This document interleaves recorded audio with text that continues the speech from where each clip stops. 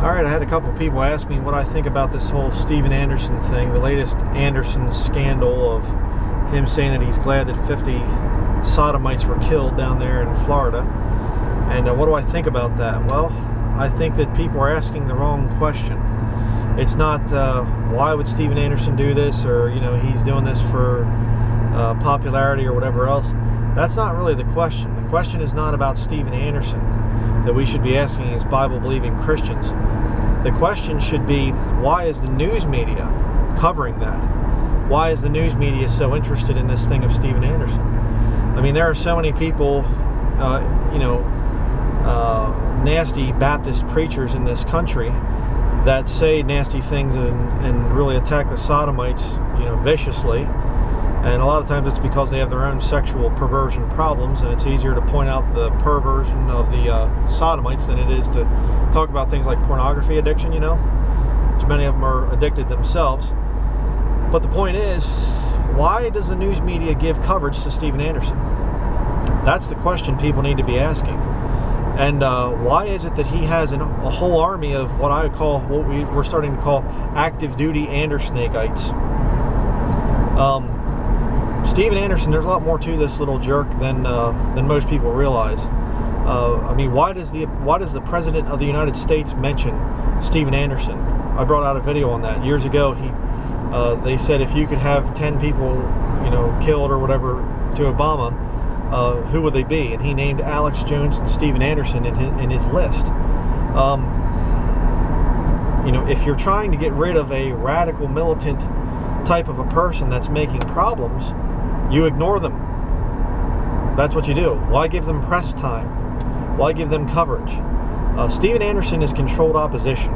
Okay, I don't know what agency, be it the CIA or they're all subservient to the Jesuit order.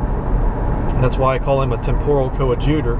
Temporal, again, to just reiterate it here, it means he's not a priest. He's not working within the Catholic Church. He's just working within non-Catholic type circles. A coadjutor is somebody that helps, an assistant, if you will. So Anderson is a Jesuit temporal coadjutor. There's no question about that. He is definitely, his things that he's bringing out, replacement theology and post-tribism, changing the identity of Mystery Babylon in Revelation 17 and 18, many things. The false gospel that he preaches, it's all in line with the Vatican's goals and plans of infiltrating the Bible-believing movement. And of course, Steven Anderson is also being used to brainwash people against Bible-believing Christians. Much like Fred Phelps of the Westboro Baptist Church got so many people, he turned the word Baptist into a hateful term. Where people think Baptist, they think of guys, out protesting funerals, holding up signs saying God hates fags. Fag is not a Bible word, and yet Anderson will use it. And it's ironic because lesser channels on YouTube, you have people using, they'll say faggot or queer or something like that, which I don't use those terms. That's not biblical. But you have people using those terms, and their channel gets taken down. Anderson has openly threatened the president, and yet he continues. Explain that one to me. And again, why is the news media giving him press time? Why? They're trying to turn people against the Bible-believing movement. If they can't, if Bible-believing Christians are not dangerous, and we're not dangerous to anybody, except sin and except the devil, but we're not physically violent. We don't believe in violence and things like that. And so we're not going to make a problem. We're not going to. How do you turn people against Bible-believing Christians? How does Satan turn people against them? Well, raising up fake Christians, fake quote-unquote Bible believers, to come out and stir up violence and hatred and whatever else. And that's what Steven Anderson is. I've been seeing that thing for years and years, and that's why people say, oh, you're so obsessed. I want to see the guy done. I want to see him out of there. And of course, he has his whole army of little fellow preachers that follow the same script, just like Anderson does. But we need to discredit their whole movement of the Babel buildings and the false, hateful attacks against people. The guy comes out in one hand and he says, sodomites can't get saved. And then he comes out and he says, all you need for salvation is just belief.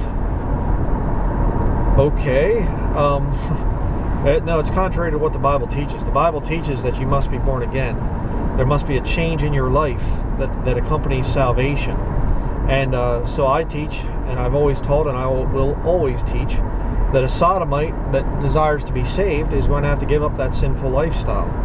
And that doesn't mean you give it up and you get totally clean and then you get saved. No, you come to the Lord as a sinner, understanding that sin of sodomy is got you in big trouble with the Lord right now. And so you come and you say, God, I need help getting out of this thing.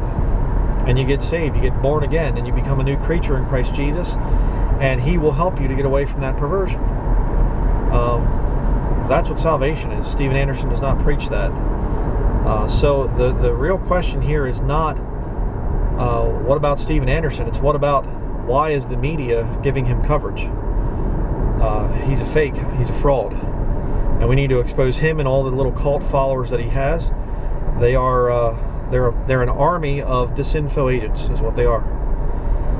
We really need to pray hard about it. We need to not yoke up with these people at all. Expose them for the devils that they are.